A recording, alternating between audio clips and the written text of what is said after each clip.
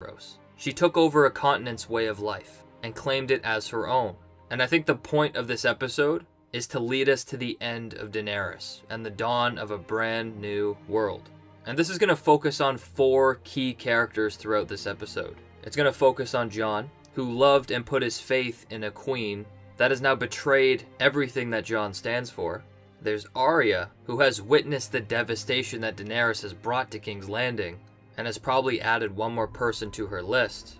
There's Tyrion, who must feel responsible for everything that's happened, and he's now following a tyrant that he wanted to prevent. And then there's Daenerys, who's made a complete U-turn and now represents everything she wanted to eliminate. I think these characters will be the focus of the episode, and characters in Winterfell like Sansa, Sam, Brienne, and many others are going to be reserved for the epilogue, where we're going to take a look at Westeros after Daenerys' reign.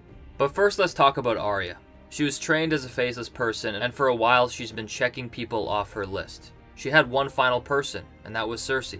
And because of the Hound, she decided that it wasn't as important. But I feel like after witnessing Arya see the destruction of King's Landing, seeing on the ground level what Daenerys has done to the people and civilians of King's Landing, Arya is probably going to take it upon herself to step up to the plate and try and knock one last person on her list. We see Arya onlooking as Daenerys claims her throne, and it's a very dark world. It's covered in ash. At this point, it looks like it's the opposite of what Daenerys wanted to create. And I think Arya is disgusted because it looks a lot less now like a democracy that Daenerys wanted to create and more like a dictatorship. Now, Arya is one of those people who could kill Daenerys if the writers of the show are going to rely on that prophecy: brown eyes, green eyes, and blue eyes. Blue eyes were for the Night King, brown eyes could be for Walder Frey, and green eyes could be reserved for Daenerys. But I don't think this is going to happen, and I hope that this doesn't happen, because Arya's been the face of everything this season, and Jon has been nothing but a side character. Jon needs to have his one moment this season, and that's why I think Arya's storyline could finish off with family. Her and Jon being together, because those characters have such a deep bond. And I think it should focus on their relationship, because it is very important. And I think Jon should have his moment to kill Daenerys, because it makes more sense story-wise. Because at this point, Jon is beside himself. As him and Davos walk across the destruction of King's Landing, he probably feels responsible, because he trusted Daenerys. He fell in love with Daenerys. His own men were killing civilians, following Daenerys' leadership. And the key aspect of Jon is he prides himself on his honor, because he respects Ned Stark so much. And because of Daenerys, Jon probably doubts himself. And Daenerys will probably be out of control to the point where Jon has to step up, maybe betraying his honor in the process, to protect his family and protect the rest of Westeros. I have seen myself walk along the battlements of Winterfell. I have seen the flayed man banners lowered to the ground.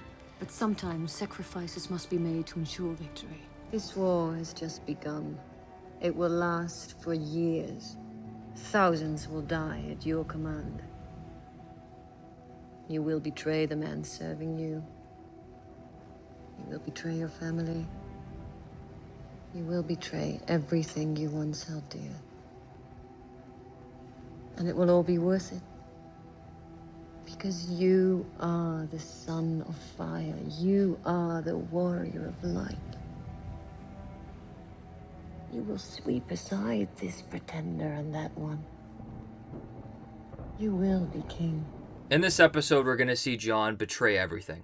He's going to betray his honor, something that defines who he is, to kill Daenerys. And it's all because he followed Daenerys and he loved Daenerys. That led him to betray his family, betray the men that was serving him, and betray everything he held dear. Instead of bringing peace, he walks across the destruction that he helped bring to King's Landing. And after all that, Jon's going to betray one final person. I think he's going to betray himself, betray his honor, and then I think he's going to kill Daenerys and betray the one he loves. And based on this prophecy, Melisandre claims that Jon will be king.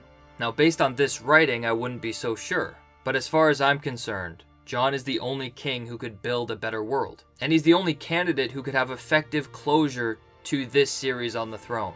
I feel like if any other character other than Jon sits on the throne, there will be no narrative purpose to Game of Thrones. What would be the overarching theme?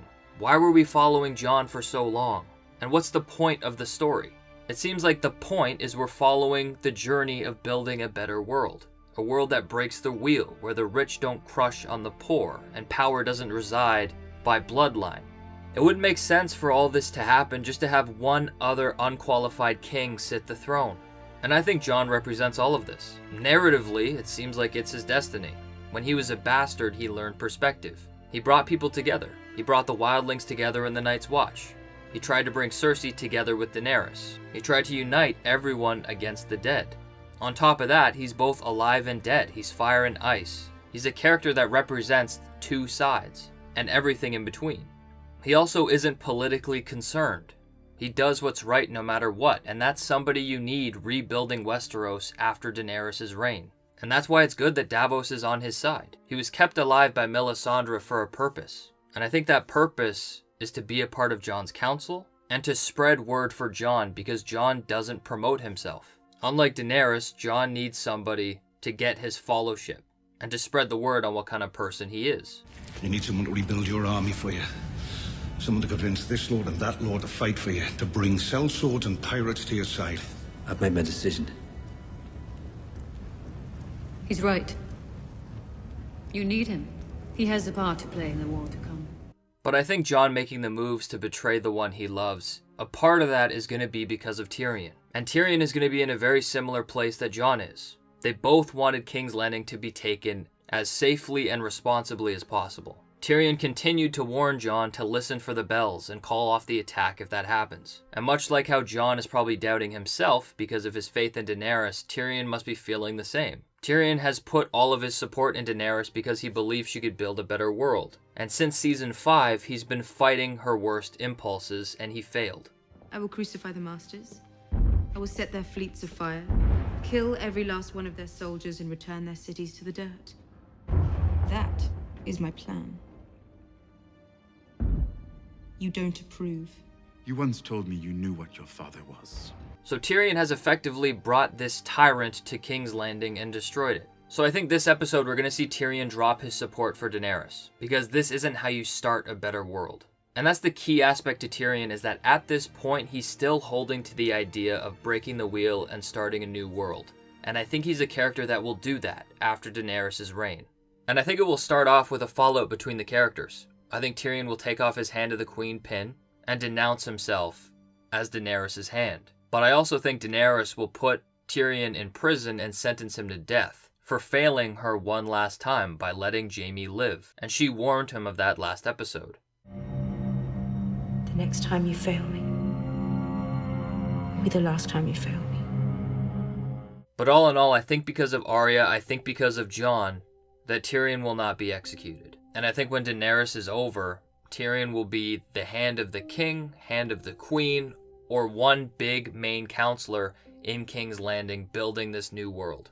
And that takes us to Daenerys, who I knew would burn King's Landing to the ground, but I think the writing of last episode almost destroyed her character. But at this point, Daenerys is alone. She has no one. By last episode, she had everyone questioning her leadership. She had her closest allies be afraid of her. And at this point, the perception of her is a foreign invader and a tyrant who's forcing her will on a place she doesn't belong. And this feeds into last episode, where she believes that unlike Essos, where she can rule by love, here she must rule by fear. And it just shows how backward her mentality is. She feels like she is so meant to sit the Iron Throne that she is willing to be a tyrant to do it. And I think she'll embrace that further. And she's going to embrace that fear on the people who supported her and were closest to her. I think she's going to put Tyrion on trial for betraying her, letting Jaime go. I think she's going to claim that Sansa betrayed her, and she's going to try and put Sansa on trial. Even Jon betrayed her. And Jon isn't safe at this point because his name contests with her claim to the throne, which at this point she's proven she'll do anything to keep it. I think on top of dealing with her old council, she's going to summon all the lords and ladies to Westeros to swear fealty to her. And there's a couple things. There's Sansa in the north, who will never support Daenerys. And Sansa's probably smart enough then to come south. And then there's places like Dorne, who Varys has sent out ravens, letting them know of Jon's heritage. On top of that, there's Gendry, who's now the Lord of Storm's End. Daenerys thought that granting him Lord of Storm's End would make him loyal, but I think she'll realize that that's not the case. Gendry will see what Daenerys has done and he won't want to support her. He'll support Jon Snow, because his father Robert and Jon Snow's adopted father Ned were best friends. And then there's Davos. Gendry is in debt to Davos because Davos saved Gendry's life and has been a mentor and a guardian ever since. So I think here we'll realize is that Daenerys is truly alone. She has absolutely no one supporting her except Grey Worm and the Unsullied, and her Dothraki. So all of her support lies in Essos. And she's going to fulfill her destiny. She's going to be alone in her own destruction. And the throne is going to be just out of her reach. Because even though she's claimed the seat, there's not one person who will choose to follow her. So that's why she's going to be taken down. And last season we saw it snow in King's Landing, and while I think there is ash falling from the sky, I think snow could fall too on the destruction of King's Landing.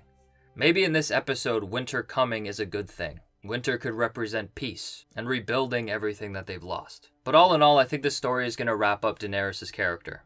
Jon is going to betray himself and Daenerys to ensure that she is not Queen of the Seven Kingdoms. Grey Worm is probably going to be killed trying to defend Daenerys. In terms of the Dothraki and Unsullied, I'm not sure. They could be sent home to Essos. But then there's Drogon.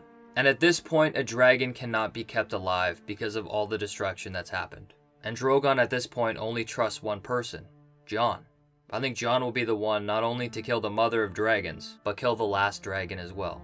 And then we'll have the epilogue, which is the building of a new world. And I think it will involve a lot of characters that we've grown to love. I think there'll be Davos, Tyrion, Sam, Bran, and a couple other people that will make up the council that will rebuild Westeros.